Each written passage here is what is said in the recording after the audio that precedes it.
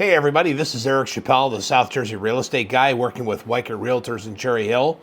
And last week we talked about you bought a home, your offer was accepted, and things you shouldn't do. But today, totally different.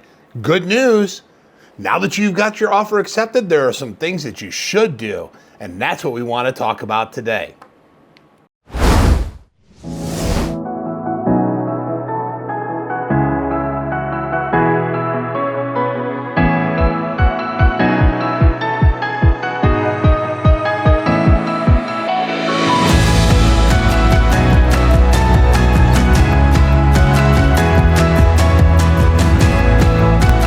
So now that your offer is accepted, boy, it's an exciting time. There's so many things that are going to happen, so many hoops you got to jump through to get to settlement, get to closing.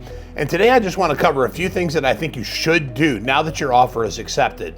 And the first thing is this: stay in contact with your real estate agent. If you have questions, if you have concerns, it's really important to contact them, ask them the questions that you have. Most of the time, I know you may think, oh, it's just a stupid question. There are no dumb questions. The only dumb questions are the questions that we fail to ask. And so if you have a question about something on your contract, something in the process that has to take place to get the settlement, contact your real estate agent.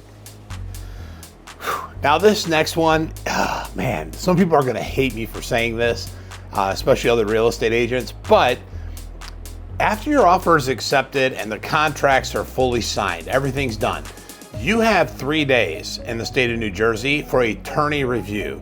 You say, well, what is that? That is when you have the time to take your paperwork and submit it to an attorney and get their opinion as far as the contract and if there's anything that needs to be changed or anything that should be added.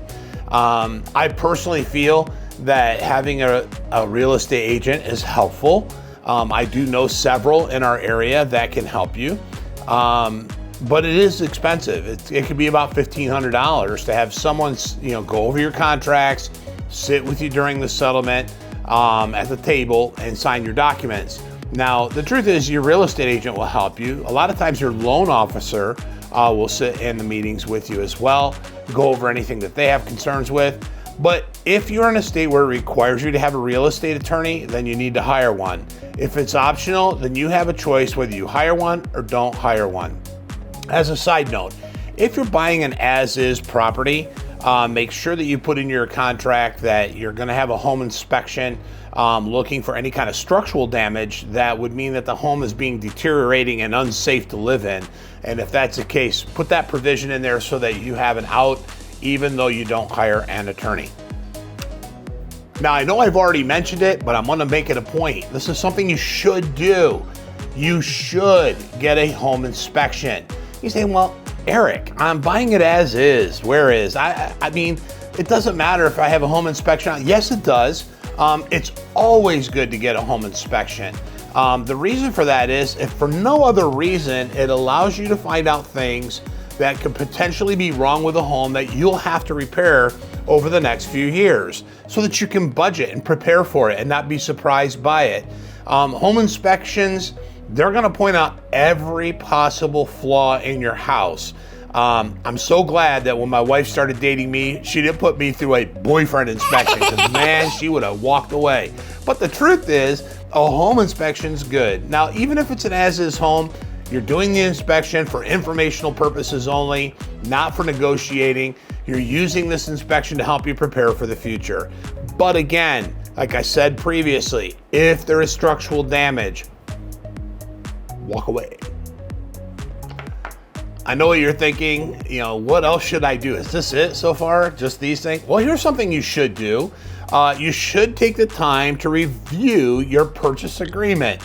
You say, I already did that. Duh, what are you, stupid? No, I'm not stupid. Inside that purchase agreement, there are several timestamps, deadlines that you have to pay attention to. Now, you're a real estate agent. If they know what they're doing, they're going to keep you apprised of all these things, but it's really good for you to know them as well. Terms in the contract that you're not sure of, get them clarified. Think about the contingencies that might be in your contract as well, like whatever it could be, make sure you pay attention to them. Like maybe the seller is looking for suitable housing. Have you heard this before? This is a contingency you need to pay attention to. Timelines, such as how long is my attorney review? How long do I have to get a home inspection done? How long before I have to have a commitment from the bank to submit to the seller that I have proof of a mortgage? All these things start coming into play. Also, what day is closing? What day have we contracted?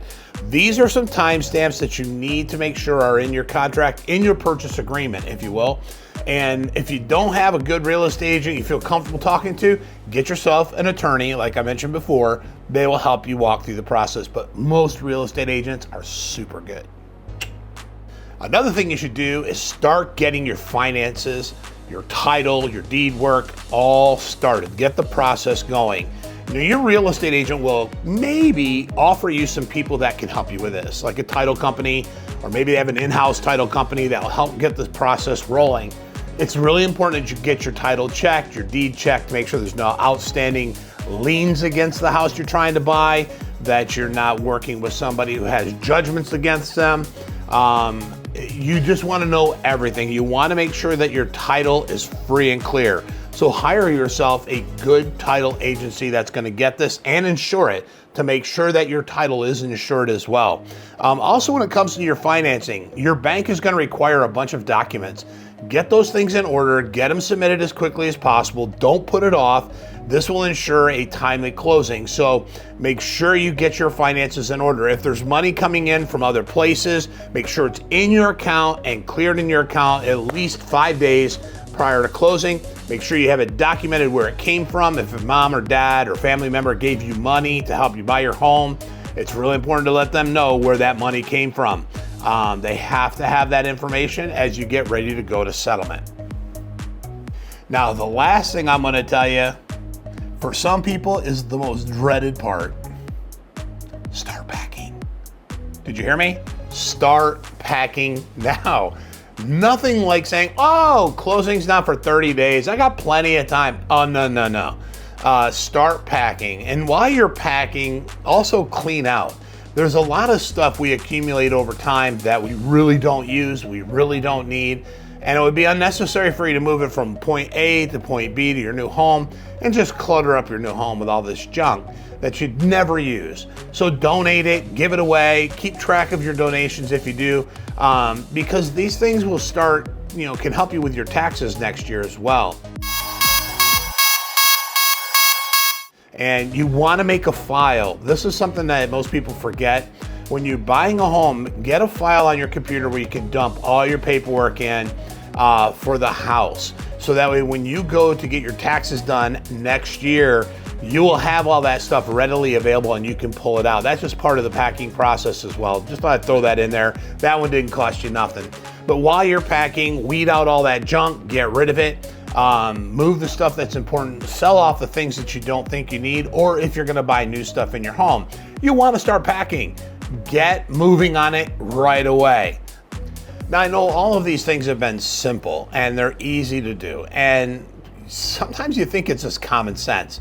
But one thing that I've learned in the years that I've been selling real estate is that common sense isn't really common, and people just don't know what they don't know. And so I make these videos to kind of help you get prepared for what's about to happen. And if it's been a help to you, I hope that you would hit that like button. Let me know that you enjoyed the content. Also subscribe. I put out new content every week that I think helps people in the home purchasing and home selling process. And if you have a friend who's looking, or family that's looking to buy or sell a house, maybe share some of my videos with them.